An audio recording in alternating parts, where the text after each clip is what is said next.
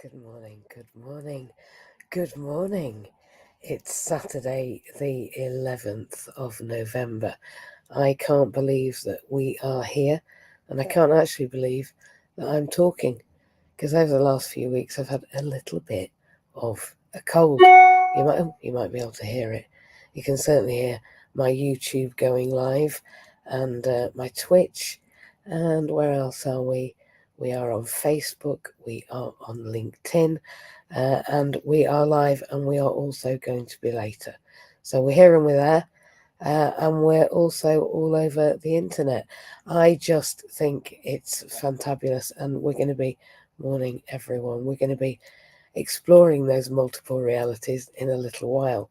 Please forgive my voice. You can probably hear a little bit of a little bit of a scratch there. I'm just going to have a drink of coffee. Important for me is my coffee. Good morning to you.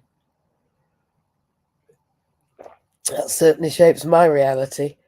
The blue coffee particularly, and anyone that wants to know about that, forgot I was on camera.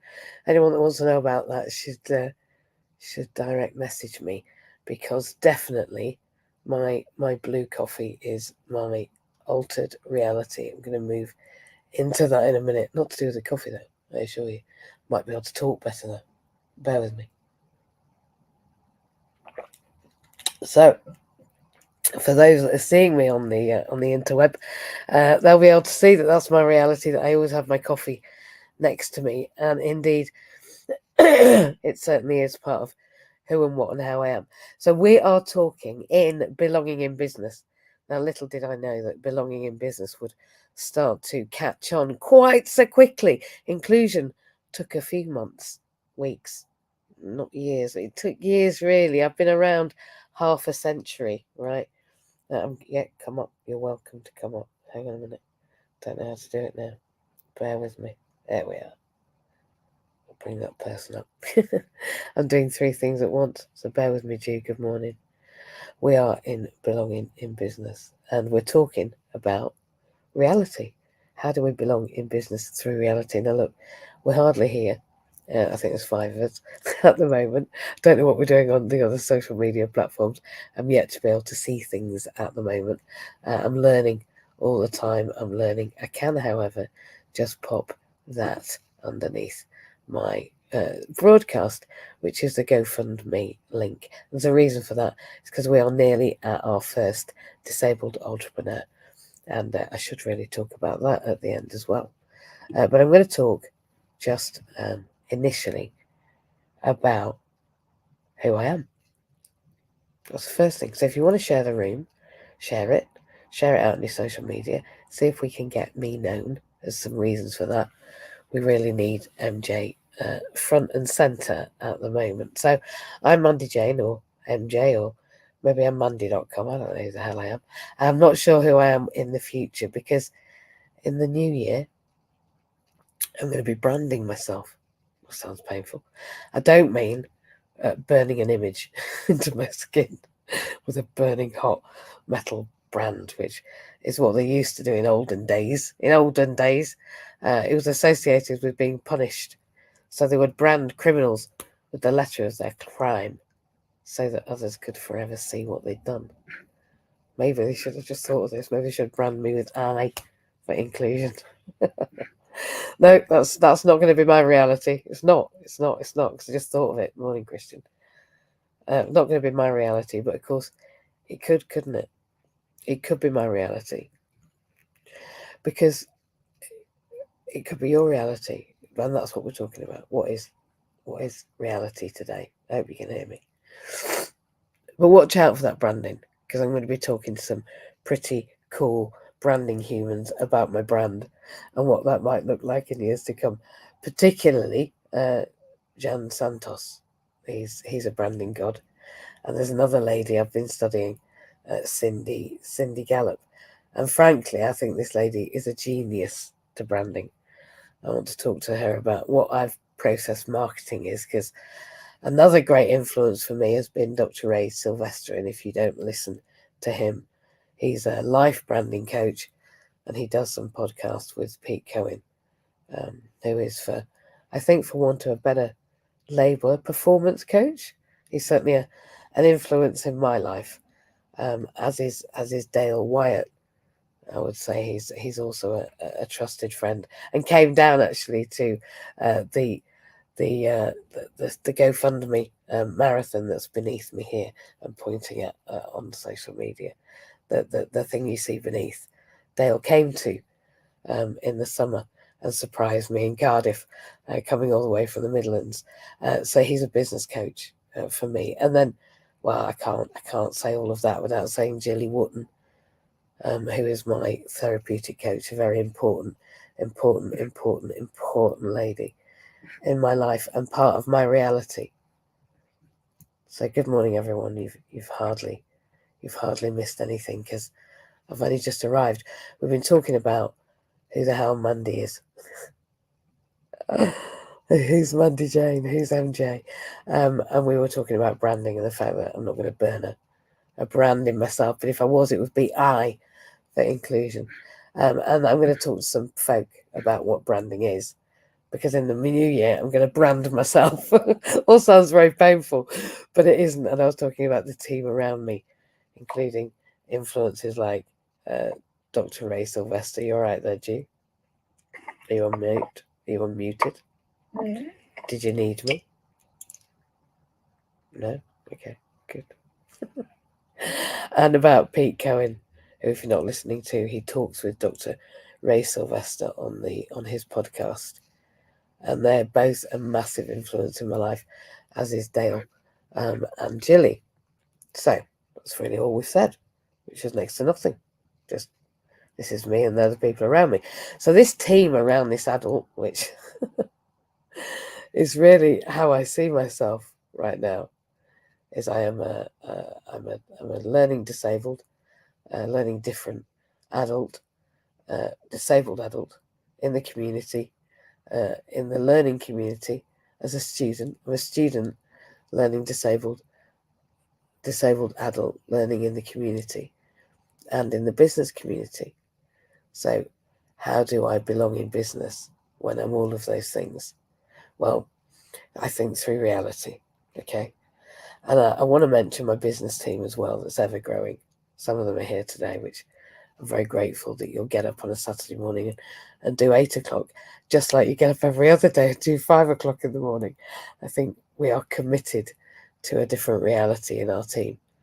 And they are contributing to me to be able to allow me to take my training, take in my learning, take in my life, actually, and to understand how I'm influencing my reality and other people's reality, I think. Because I am concerned with a number of things in this world. I am.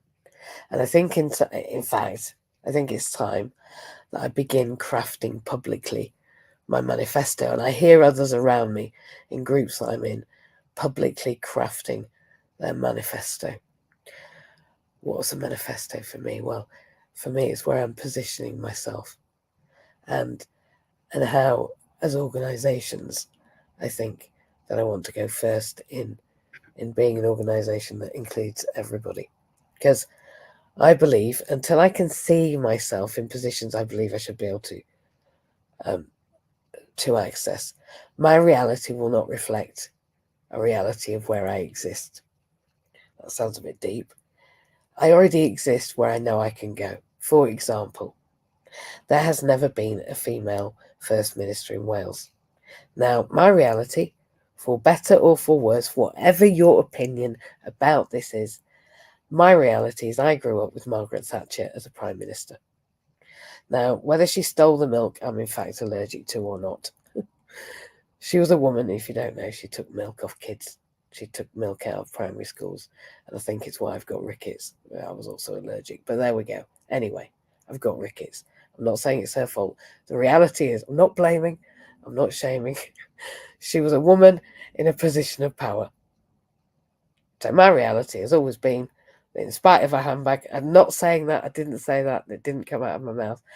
They were handy, they were they were good at the time of, yeah, they were great. Anyway, a woman can and should hold positions of power, as well as every other gendered representative, of society. But let's face it, getting chatty about these things is uncomfortable. just made jokes about handbags. I think I've got a handbag similar to Margaret Thatcher now, actually, a black one. I think it was seminal. So I think maybe that's the handbag I'm gonna have. I'm gonna go and craft my handbag on Margaret Thatcher now. That's enough now, Mandy Jane. But it's like talking about sex with family members, isn't it? Hell, it's like it's like talking about sex with our partners, isn't it? Or talking about sex and disability. It's a no-no. I mean, Crips don't have sex, do they? Even normal people who do have sex don't talk about it. Maybe it's the product of our repressed sexuality that is the sum of the anger and horror in our reality as we see it now. Bye. Flipping out. There are people who think that, actually. But that's what's going on. Currently, I think that's quite pertinent when we think about it. Saturday, and you know what's going to happen in London today. I've got a friend coming up from London. They've got to get to a train station across town, and you can imagine, can't you, when the streets of London are like that, and you can't use the tube because you're in a wheelchair, how long that's going to take. So I guess they'll be on the bus now to get here tonight. But you know, as people take to those streets today, not I was thinking about him moving, but like marching against reality. Are we marching against reality? So as I talk to you about what reality is today, I would just want to urge you to see that it's my experience that I'm going to talk from the I frame, I create, I control, I curate. Didn't know that rhymed, actually. I define and I can create. But actually, better still, I can co-create. You can co-create your reality. That's the stance I take today. And I'm going to urge everyone to get chatty. Deliberately chatty. No other word, that one. I want us to get chatty about disability, or what I might call the social disability revolution, because we need a revolution. And I don't just mean the revolution for wheels on my chair, or Julian's new wheels, which we're going to talk about. And they're not even wheels I brought into reality. Julian brought them into his own reality. An inclusion revolution. It's a global pandemic, one that I know you want to be part of. In fact, it's the only one that we want to be part of. Come on. So we can celebrate the full glory of the human endeavour, whether that's a limb difference. My friend that's coming up this weekend is going to do some training with us on what it means to be legitimately an activist, but one that's a safe activist. God, it's like safe sex, isn't it? Safe activism. Oh. So whether that I'm going to make safe activism sexy. Somebody asked me the other day what activism was. I was like, "You're disabled. What do you mean you don't know what activism is?" Bah, we've got some 1970s to put back in this. Margaret Thatcher, maybe, eh? She was in the 70s, wasn't she? So whether it's a limb difference or a sense difference, and some would say that my senses are different, a thinking difference, again, or a living difference. Oh, yes, I live differently. As I enter 2025, don't worry, I haven't forgotten 2024. But as I enter 2025, that's a year I will be riding in London in the World Naked Bike Ride through London town, the one my friend's coming across now. And there's a shift in reality, isn't it? Just think right now. Disabled people, specifically me, yeah? Because I don't know whether there'll be any others, so you have to think about me. Sorry to family members and staff and friends. Well, everybody really. But thinking about me with no clothes on, riding a bike through the capital, maybe with a Margaret Thatcher handbag, I don't know. This is driven by my desire, Chris, come on, yeah, to understand where I am to position myself in the marketing world. Right? Well, Naked in London is the first one. The government capital, importantly. I believe that we need disruptors, who, by the way, Cindy is also one of. who will relentlessly disrupt the status quo. I believe I see government remaining stale, male and grey and limited. So for me, being naked in London is a massive part of my branding, of curating my reality, my human reality. So we're working towards that right now. It's a big ride in the making. Maybe rather than branding, I'll design a tattoo of my bike or my event. The next phase of my becoming, who knows? Maybe I should brand myself with tattoos. Like brownies and guides, maybe down my arm. I should have the tattoos of my achievements in badges. Who knows? But I know that branding is creating a reality right now. If we think of, say, Coca-Cola, which Cindy was involved with. So, reality in the 80s. Reality is what I choose it to be, right? So, how do I do disabled? How do I develop doing this in the real world? Being disabled in business through my reality, through the lens of my lived experience. How do I do this in a male, stale, grey perspective? I think we've got to usurp the reality. I think we need... if my solution becomes a tiny representation of a solution, then there's a massive problem. If you multiply out what I've found in the 25 years I've been studying reality, we are a solution, but not so far one anyone wants to be part of that reality of, because what we're facing still, and I know this to be true, in research, in reality, in my lived experience, in other people's lived experience, I'm going to go on to that in a minute, is a lip service poster child tokenistic contribution from the UK government, the Shaw Trust. I'm going to say it, Purple Tuesday. It's only Saturday.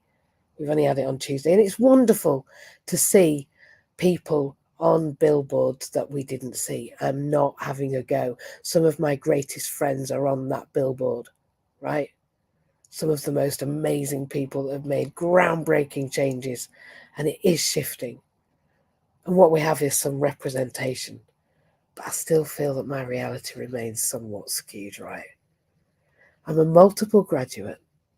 I'm a professional with more than dual qualifications, but they accolade people that are dually qualified. I work across education, health and social care. I'm a wheelchair user. I'm not seeking a miracle to that reality. Sometimes, whilst that might help other people to feel more comfortable, I don't need celebrating. I don't need fixing. I need including. And I believe that's what Accessibility Partners, the company that I have founded, and the concept of inclusion, which again I have founded and co-founded and co-curated and co-evolved from what was ELSOS. I think we are working towards a reality which we all design our own, but one that includes me in this picture. Not as someone I want to be because of what someone else thinks I should be. In fact, research shows I'm almost more likely to become something which others stand against or actively seek to repress. Back to that, we are the exploration of our reality is expressed. I'll go on to that. So I asked if reality is being skewed by our desire to be accepted. That led to imposter syndrome. For those of you who have been in some of my talks of late, actually, some have only been invite only, because I'm creating small groups as part of my mastermind towards the part of my learning that I'm writing up right now. And those groups definitely skew my reality, form my reality. So we've definitely changed my reality from being in a hospital bed. For those of you who know me, after life support for so many weeks after COVID, I decided to change things. So I'm in Wales. I chose 2 years ago to come to Wales, so that's now my reality. I receive a payment from Social Care Wales in a little bursary to go towards that reality, towards this degree in social work. I am exploring the political landscape in Wales. I'm moving towards the Welsh Government and part of Equal Power, Equal Voice. That's a cross-collaborative campaign that puts people that aren't really part of the picture into public positions. So my reality is definitely shaped by my thoughts, my decisions, my actions. And they say that it's defined by the observable universe, everything that can be measured, tested, and understood through scientific measures. But I think my reality is subjective. I think reality can also be understood as an individual's perception of the world, and that each person in that experiences it differently, and that it's experienced by our senses, our emotions, our memories, our cognition. So, what is reality? Excuse me again.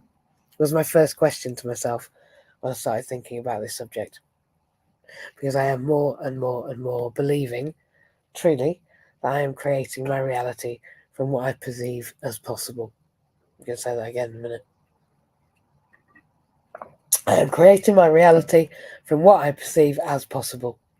And what I perceive as possible has shifted and morphed the more I've achieved. Just to put that into context for those who are maybe listening back or watching back to this live broadcast. In fact, let's just for a minute notice that.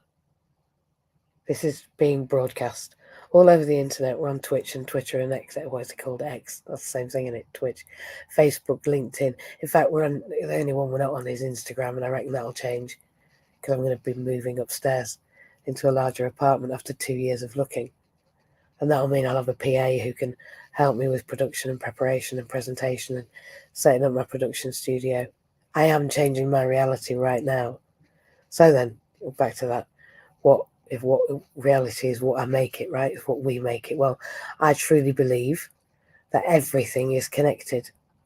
My reality is definitely shaped by those around me, though. And I shape the reality of those I'm around.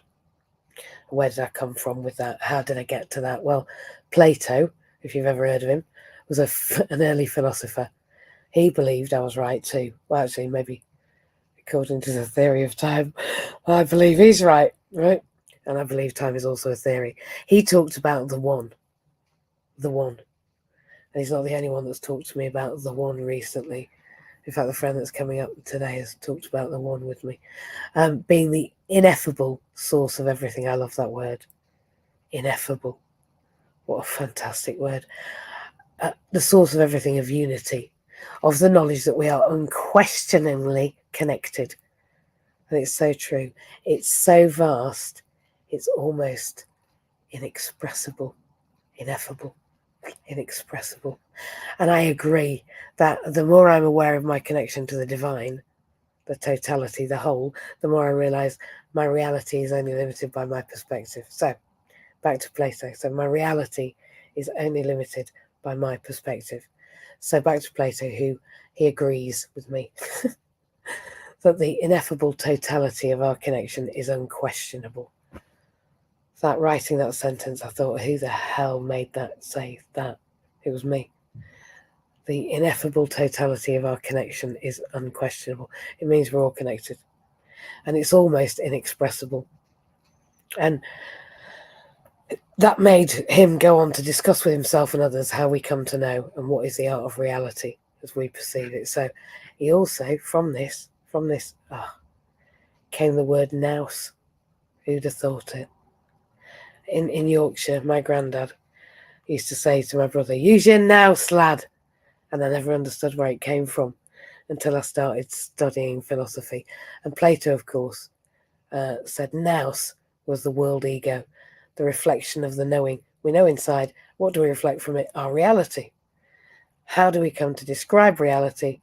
It's through our experiencing as a human soul that's capable of understanding eternal truths from form or ideas, says Plato. Our nous. Use your nous, lad. Our nous. Think it through, is what my granddad used to mean when he'd say it to my brother. And I've done that. I've used my nous. My granddad was referring to the capability humans have to understand eternal truths, to see and understand reality from a set of rules or ideas, changing my mind from changing my perspective. Thinking it through, interestingly for me, holds my values.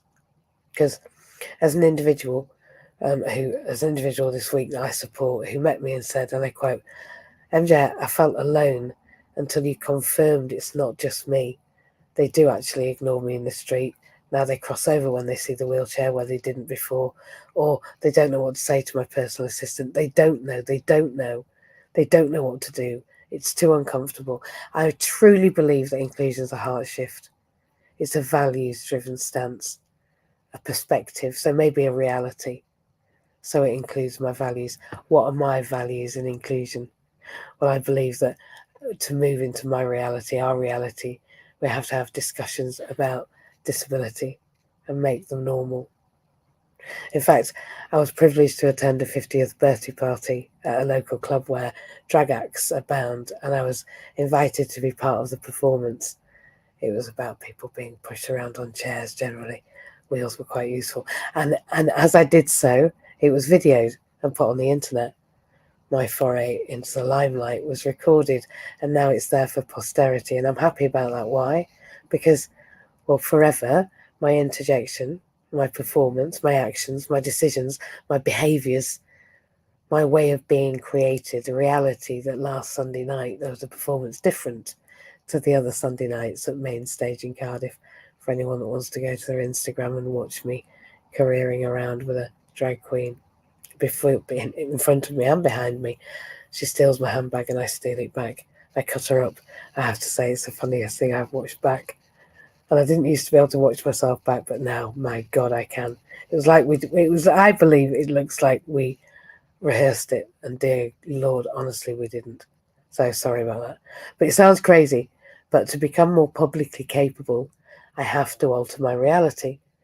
And performing at Main Stage off the cuff was indicative of the performance I've made on social media over the last 2 years. The ineffable spirit I can utilise the more I perform to order. So this ability of acting, of performing, of becoming, of presenting is part of my reality. I am a public speaker now, a performer no less, and in my reality capable of performing, and perhaps even massively inspiring, maybe just from my reality.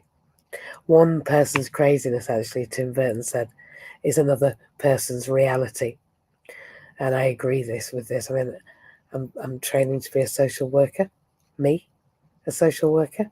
I've been doing social work for 25 years, but I never connected with this reality. That's a stark thing. When I think about, I don't view myself as ever done it, even though I've always done it. It remains difficult for me in that space to talk about the fact I have an eating disorder. I'm bulimic. I mean, actively bulimic, but I'm bulimic nevertheless. I'm an addict.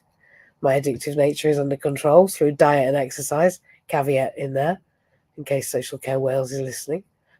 But I'm nevertheless an addict to pretty much anything I take my fancy to. I believe addiction's a state of mind. I can become addicted to anything. If you're talking about Cindy, then she talks about porn. And there we are, there's one. I experience trauma. I'm neurodivergent. I have a learning difference. I use a wheelchair to move around. I see a reality where I can choose a different wheelchair every day of the week if I choose to. My reality is that being disabled makes me different, makes me vulnerable. Lifting my head above that parapet in reality is challenging, just like sex and disability is challenging. Like nakedness in London in 2025 makes us all feel vulnerable. I'm sure I'll have to go out many times naked before I dare to ride around London on my handbike with no clothes on. In reality, I'm sure I'll have to go and do that many times for that reality to become my reality. But just like being disabled, we don't talk about it. In fact, most people ask when it will be over. When will I get better? Sure, Trahan's going to talk about new eyes in a minute. We won't talk about sex or disability because potentially I want to make people happy. Nobody wants to be a nuisance. There's no cues to talk about disability, but we do need to talk about it. We also need to hear disabled realities, and that those realities might even offer a life that's deemed worthwhile by the recipients. And I don't think that needs to be one of being a superhero. I think we're learning how to be disabled in the world of business through the reality we're making, through the reality of being disabled. And I think when you bring the business world and the disability world together, maybe social disability, maybe naked social disability, maybe that's what we do, naked social disability. I think when we lay bare the multiple realities which exist in that world of difference, or as that lady said, the individual I'm supporting, an alternately reality. She broke her neck, became disabled 2 years ago, and she said, I just live in this crazy world. She's Polish. This crazy world of an alternate reality that just doesn't seem possible, that people are made to live like this. Well, my reality will become your reality. As we continue to explore how belonging in business is fostered through reality, because wherever ableism abounds, that's my reality, being the reality for some, but for others not even inquiring what mine is or entertaining I have a different one. We have to talk about belonging in business through reality, because most businesses, right, I can't even get into. Just caveat, that wasn't something I was intending to say, but I can't. So I want you to think this week about what your reality is, actually. And what does it mean to you? What does the word reality mean to you? How does your reality in this world, like mine, match or mismatch your reality inside?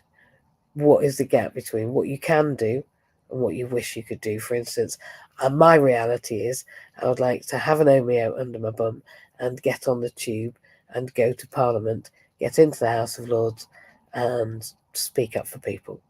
That would be like my reality. So I'm going to leave it there today. And maybe, you might want to talk today about, talk about what you like. About what reality is for you, because you're co-creating this reality. So let's discuss what reality is and what shifting your reality means to you. And then I'm going to go and talk to some marketing gurus and prepare between now and the new year for that new branded me, so that I can carve out, like I do in my meditation from Pete Cohen, my coach, that reality, that Da Vinci, that David, that sculpture of our reality as we're all carving today. I just want to say, whether it's right or it's wrong, I love you all. And I love this reality that we are co-creating. And it's great to see everybody here and everybody on stage. Good morning, good morning, good morning. Christian, Julian, you were here first. You can always unmic, whichever would like to. Christian, you're in my queue on the stage, but Julian, you left the room and came back. So Julian, are you there?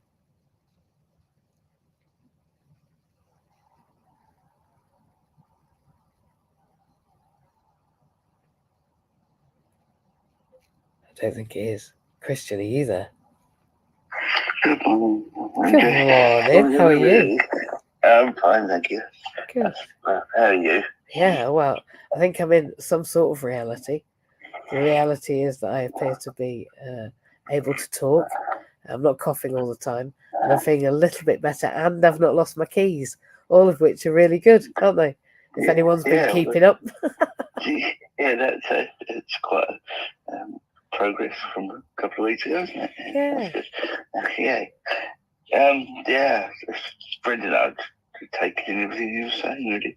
And so I think reality is either what you make it, or if you don't make it, somebody else or situations foist upon you. So really, it's better to sit lots and lots of time.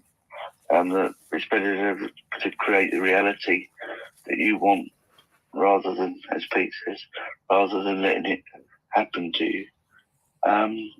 Because quite easily, for those of us with differences and challenges, disabilities, it's quite easy to let somebody lead you, or let situations lead you into a different, into where they think you might want to be, whether that be in life or business or whatever. But if you can stand up and metaphorically, and sort of go the way that you want to go. It tends to fall into place around you. I found, certainly since meeting you, so yeah, it's my takeaway from it. If we've just got the reality has got to be made. The reality has got to be shown that anybody with a difference, anybody with a disability, is just as valuable in society to anybody who hasn't. And to be honest, the nobody is the same. Everybody's got a difference, whether that be a physical difference, a disability, a learning challenge, or just different colour hair or different colour, skin or whatever. Well, everybody's different. So, nobody's really. Why would anybody look at anybody and want to cross the road because they're different from you? Everybody's different from you. Otherwise, you walk past everybody look exactly the same and sound exactly the same. So I don't think it has got to be a mind shift for inclusion, to make sure that everybody is included, whether in business, but everybody's different anyway. So it slightly confuses me why anybody would think that inclusion isn't, and that because somebody has a disability, somebody uses a power chair, because somebody's blind or can't use a limb, that they're any different from anybody else. Because, I'm different from you, you're different from you, etc., etc., etc. But good, and okay, we've all got physical challenges, but they said nobody's the same anyway. So inclusion shouldn't be strangely, we do have to fight for it. We do have to advocate for it, and fight for it, and stand up and be counted. But everybody's different anyway. Even if they've got no perceivable disability, they're still different from the next person. So, that's my takeaway from it. I don't know what you think. Yeah. I wonder if anyone else would like to come back before I do, because it makes a nice change. Trey, you there, or Chris? Good morning. Just want to say brilliant words, Christian, and completely agree with everything that's said today. I'm going to let MJ speak before I come back, and then I'll feed back in. Yeah, thanks. I think the irony is that we're all different, but equally, I also think that their discomfort is directly connected. Their level of discomfort is directly connected to the level of systematic inclusion. So, inclusion by design. All we need to do, she says, all we need to do is make the system inclusive, and then everybody will be comfortable. So, I think it's the other way up. We need to make the system and then remake the system, and then they'll be comfortable, because they'll get used to being in a system that works. It's when we can't get in the lift like we did at Baswell, when it took 40 minutes for everybody to make the lift because there were so many wheelchairs, that makes the whole system difficult. If there's enough lift space and it goes up to the right place quickly in an effective time, then nobody gets uncomfortable. It's when things are inexhaustibly difficult that they do. So when the systems reflect the people, and the people reflect the systems, and to do that we've got to have representation. So when we do representation, then the system will flex, then it will evolve and become the system that includes, and then people will get more comfortable, and it's just a flow. So we have to burden the system with lots of disabled working people.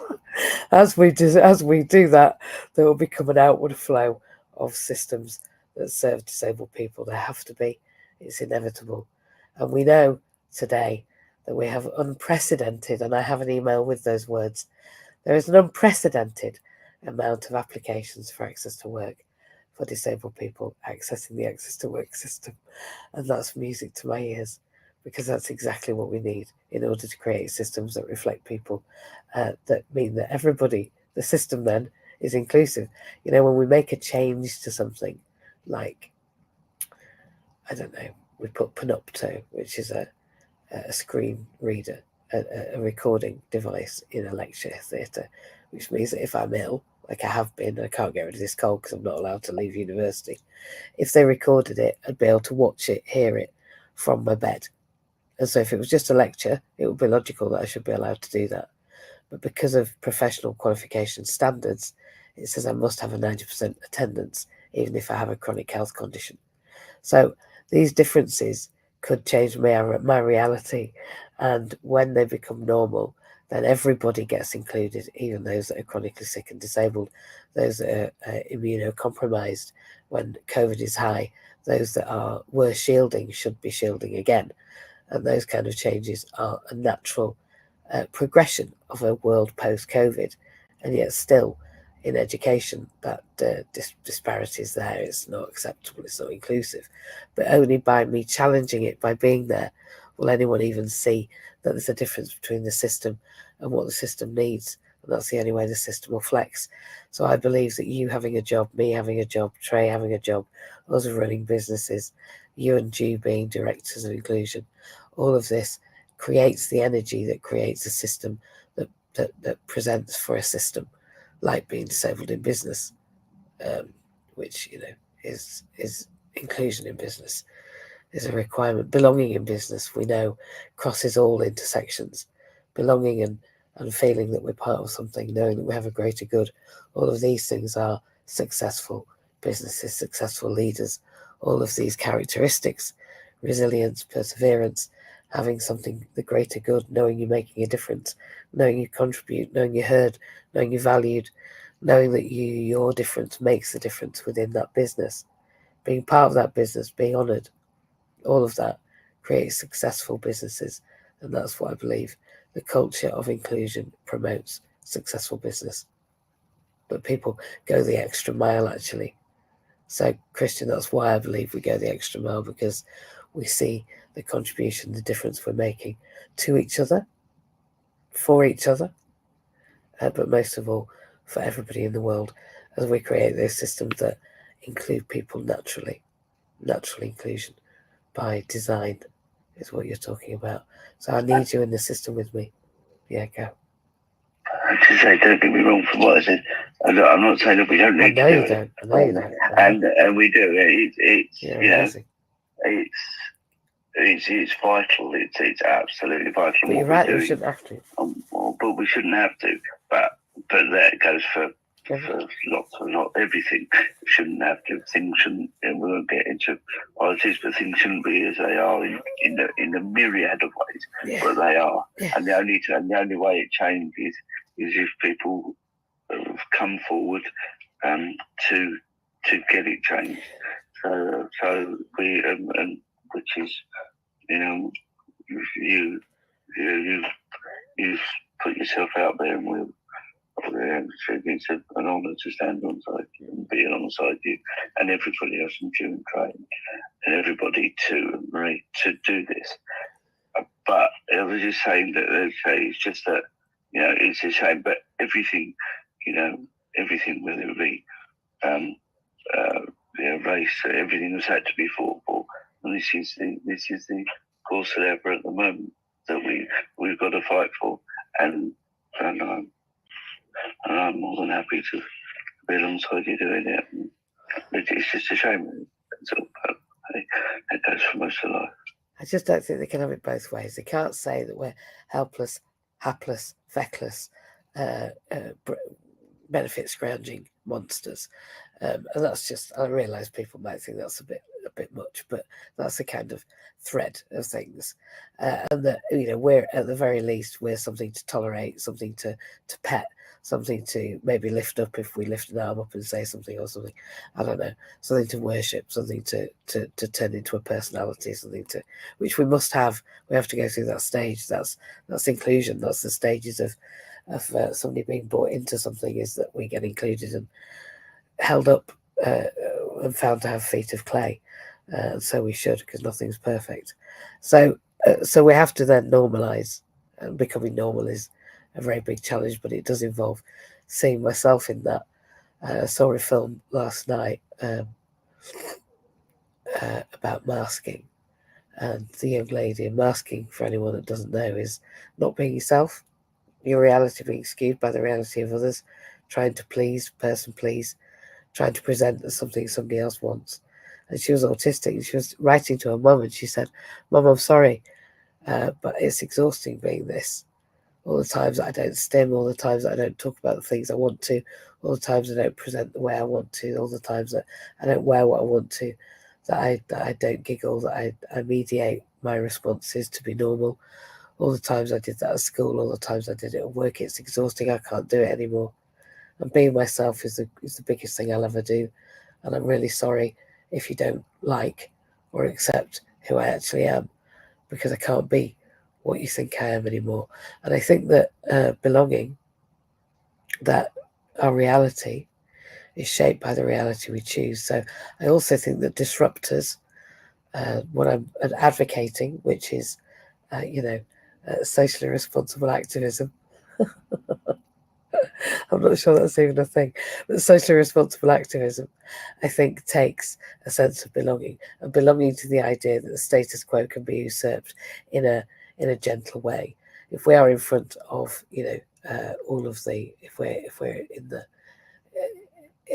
tube, then if we're at the entrance of the tube dancing in Omeos, I don't think anyone can say that that's really disrupting anything. Well, it will be, but we're allowed to dance in this country.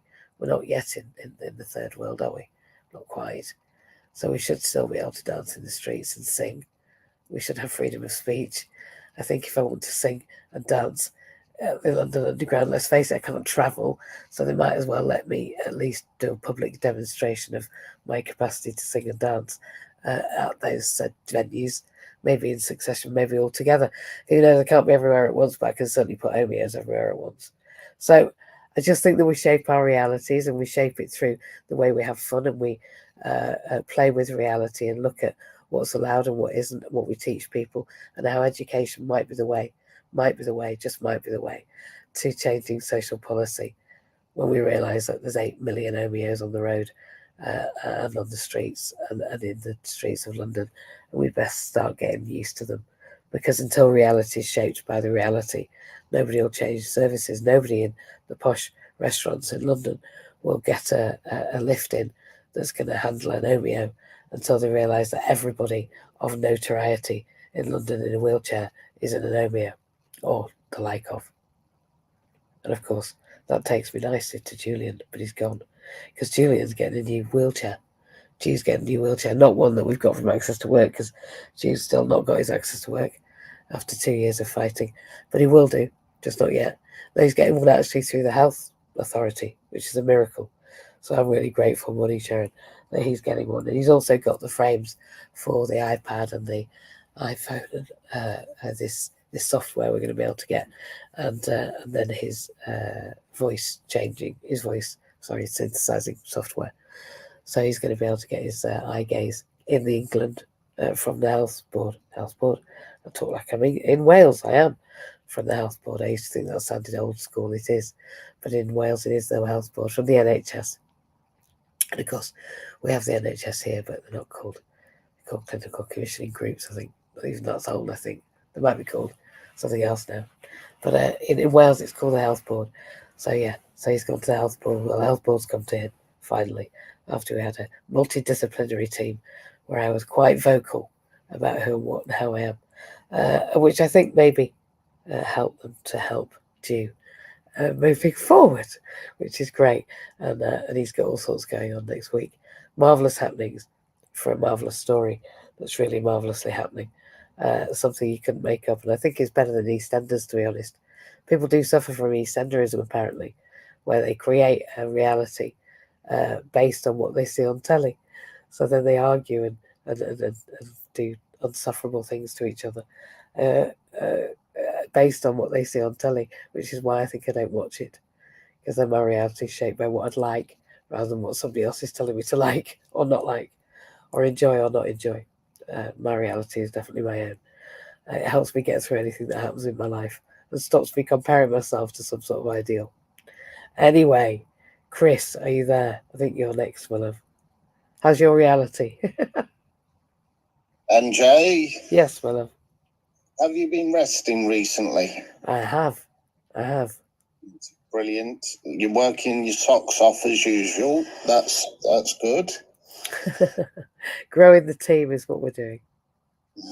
Good. I'd just like to say good morning to everyone in the room, to Herne, Christian, Francesca, Matt, Maria, Bob, Adam, David, Louise, Liz. I think what you were saying, you covered a lot there, Mandy, MJ.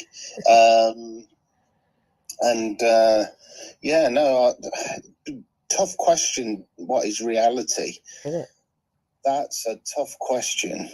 The only thing that I can think of is the word that goes with it is experience, and what we experience is your reality. What you think is your reality.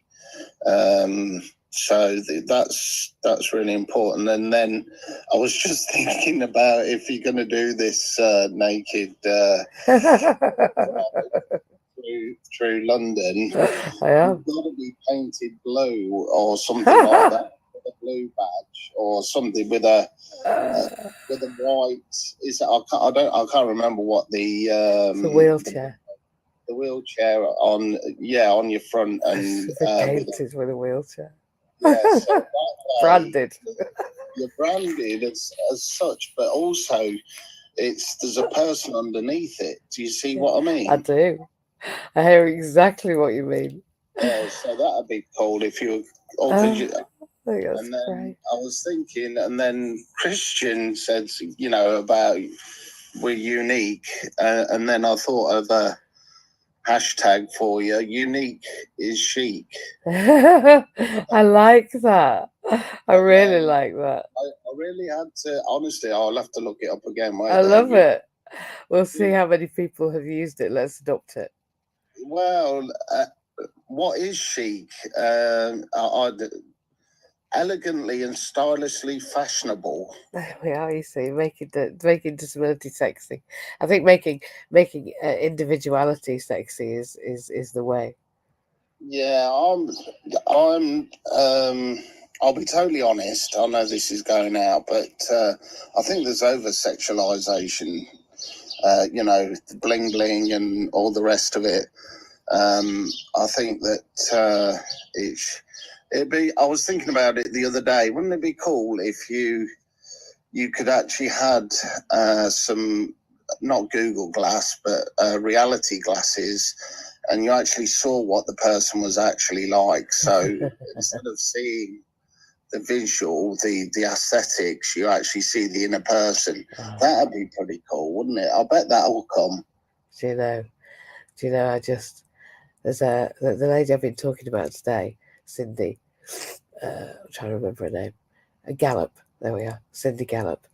She has been fighting for something called Make Love Not Porn, and what she does is she puts reality intimacy. People sending videos that are watched and only released if they're appropriate onto their website. Not allowed to advertise. Not allowed to get any funding. No funding will allow anything about sexual expression. And she just says that she wants to be able to show reality, and what people message her and say is, "Thank God you're showing videos where people are doing and saying and acting with each other in ways that I've only dreamt of daring to do. Thank you for daring to do that. Now I see myself, I'm a woman, I'm 45, I'm actually a lesbian, I've never made love with a woman before. Thank you, your video showed me how to do that in not an over-sexualized, overtly terrible way, in a way that I can actually identify as being part of, and not one that will make me feel small and less than, and it's overtly sexualized, as you say." Now, interestingly, in spite of the fact that Cindy was involved heavily, and I mean heavily, if you go, she's Wikipedia, with Coca-Cola and some major branding, she left the arena.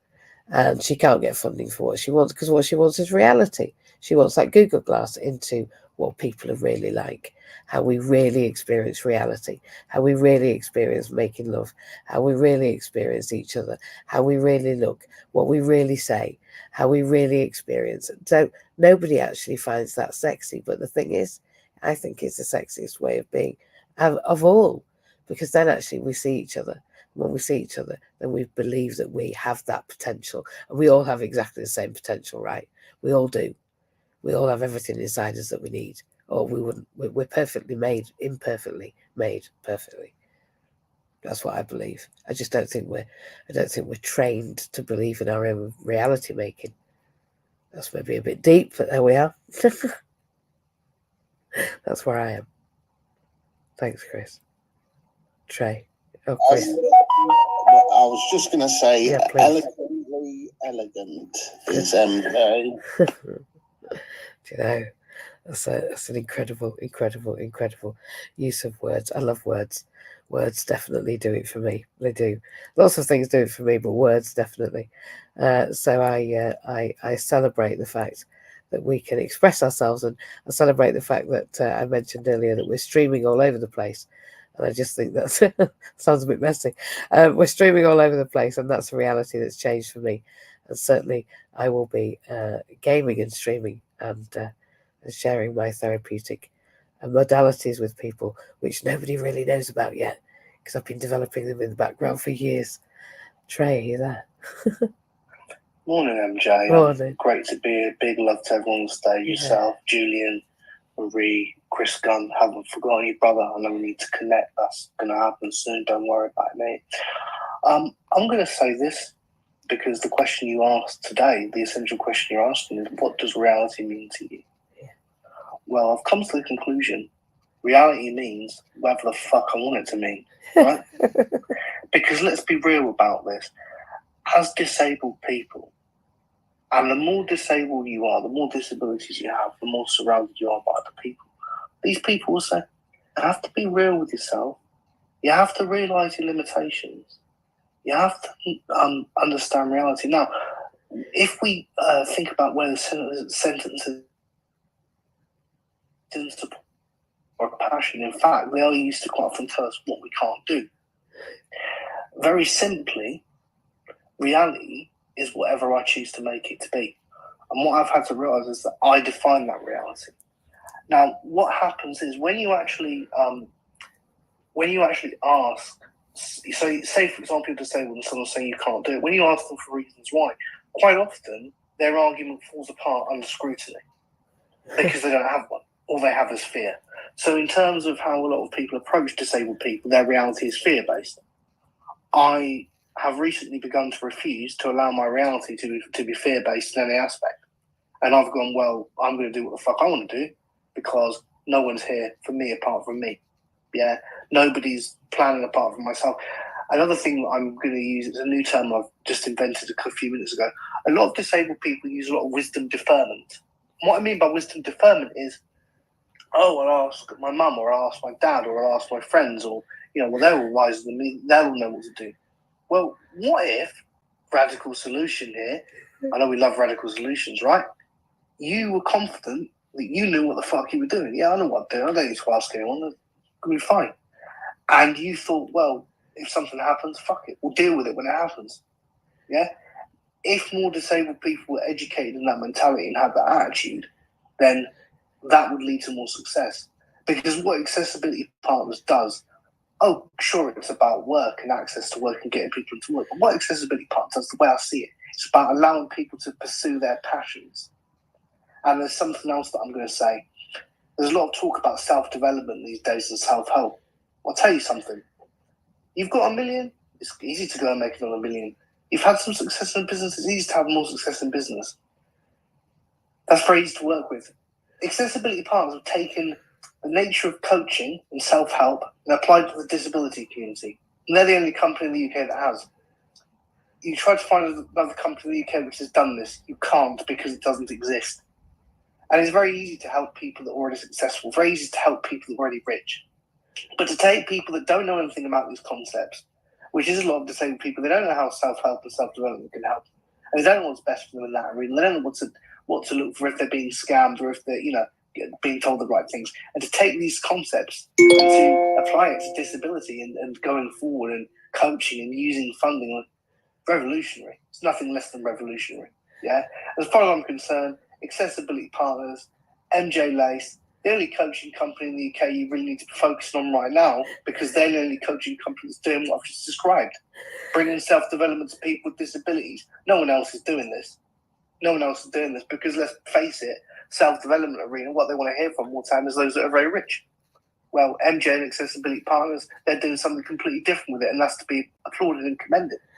So for me, my reality is whatever I want it to be, whatever I choose it to be. Yeah? That's it. I'm gonna do that. I'm gonna do that. I'm gonna do that. I'm gonna do that. I'm gonna do that. It's like. I was talking to somebody just this week. I see so many people, right? But I was talking to somebody who's just had a payout from a very bad accident that's rendered them wheelchair bound. They've broken the spine. That's it. Done. They're quadriplegic, not tetraplegic. And they were saying, that this is now my reality. But as soon as they'd had 7 years of not being able to do anything, get out of bed, do anything, go anywhere, use a wheelchair, whatever. And as soon as they got the payout, they said they seemed to get a new life. People were like, oh, look, now you've got money. And she said it was nothing to do with the money, because actually there was hardly any of it. There's not enough to even get a house. There's not enough, and she used to earn lots of money. There's not enough for her even to get a house or flat or whatever. Not quite. It's just ridiculous. So she's having to invest it to try and make some money. So she's going into business. It's blah, blah, blah. So she needs to make this money. It's not like she can just sit back. She's got to make money. And she said to me, this is my reality. This is who and what I am now. But it was an alternative reality. It was an alternate reality. I didn't even know this existed. Before this happened to me, I didn't know this existed. It didn't even feel like it could be real. Now I'm here. I can't believe that people like us have to go through what we have to go through. And now they're offering me jobs that they're allowing me to do for nothing. The job that I used to earn £70,000 a year, I'm now allowed to come and do for nothing because I'm disabled. My reality is completely different now because I'm disabled. So when you say to me, my reality is anything I want it to be, because you've seen the power of being able to connect services, access what you're entitled to and what's available together in a way that goes towards your hopes and dreams. And you're right, it is towards your aspirations, because it's much easier for me and you and everyone else if you work with things that you love and want to do. In fact, if we're looking at pathological demand avoidance, which many of us have traits of, if we really get down to it, and anyone that doesn't know what that is or wants to know what that is, then I'll be putting a chatette on it. But PDA is really important to work with, as is bipolarity, as is personality disorder, especially especially borderline personality disorder. All of that works with uncertainty. It works with change. It works with the capacity to create a new reality from a set of responses. And when we're disabled, we get disabled with our thinking, I believe, because our reality is skewed by other people's expression of what they think is our reality. Like, they weren't going to let me go to school. They didn't let me go to university. I was not meant to go and do anything. So nobody expected it to happen. So then when I wanted to do it, I was seen as troublesome. I was troubling. I was annoying. I wanted stuff that other people didn't have. And when I got poorly, I just should have sat at home, but I didn't. The first time my leg dislocated and I tore my Achilles tendon and took it out at the back of it. It just ripped off the back of my heel. I was in a cast right up to my waist. And the day after, I was on my own because my mum had gone away. And I got up on crutches and I went to college. And everybody thought I was mental because I wanted to get on a bus. I was mental because I wanted to go to college. I was mental because I wanted to go moving differently. To me, it was just logical that why shouldn't I be able to go there, whether I was on a cast, in a chair, on my legs, on crutches. But it was nearly impossible, and everybody made me feel like a leper. Well, that's changed. It's changing. But only because of you having the idea that you can do whatever you want. So thank you. Because you're changing the reality for the people like you and me. You are. I want to feed back, if I may, course, into I'd love you something to. which you said. And I want to say this, is that one thing for those listening that are disabled, and what I've said might be new, and what MJ's saying and the rest of us on the stage saying is a bit new to you. One thing you're going to have to be prepared for, if you shape your reality how you want it and you start expressing this, people ain't going to fucking like it at all. No, they don't. And you will get pushback. Now, I've been getting some of that recently, and the key thing that I do, is just to treat it like a bulldozer would treat a concrete wall. You just ignore it and you go straight through it. Relentless. Because what people are expecting of you as a disabled person, we have to realise this, is fuck all. Okay? Now, what that means is that you say, for example, if you are going to college or you are going to the shop or you are going to your place of business if you're in office, okay? That journey as a disabled person, there will be increased risks for you depending on what your disability is. You may be in a wheelchair, you may not be able to see, you may be an amputee, whatever. That's just the fact of it. Now, those people around you will worry. So naturally for them, for you to stay at home is better for them because it alleviates their emotional worries. Of course. However, in terms of life and your mental health and your overall relationship with them, it's not better for that long term. Now, what they're going to do, they're going to have a safety-seeking behaviour. The safety-seeking behaviour is to make you stay at home and to try to encourage you. You then have a choice. You say, no, I'm not going to do this. I'm sorry, but, and that may lead to an argument. It may lead to raised voices. It may lead to them trying to be persuasive. But you just have to stand your ground, be very polite about it, and do what you're doing.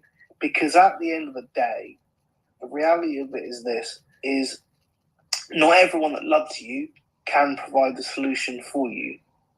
That doesn't mean they don't love you. It just means they might not be as on board with your solutions as other people are. And the ones that are around you that provide a practical, coherent and cogent solution are the ones you should be listening to.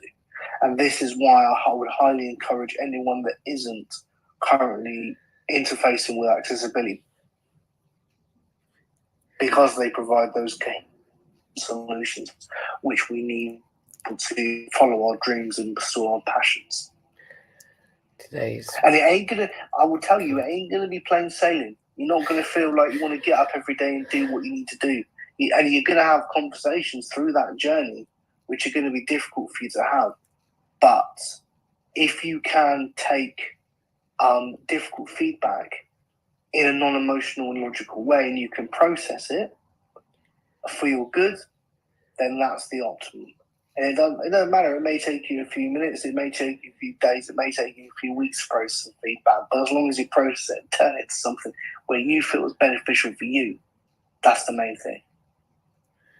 That's amazing. But then we come on to understanding the difference between feedback and negativity. And there's a thin line between the two, a very thin line between the two, which we all have to learn for ourselves. Yeah, we can't be taught everything, and that's one thing that we can't be taught.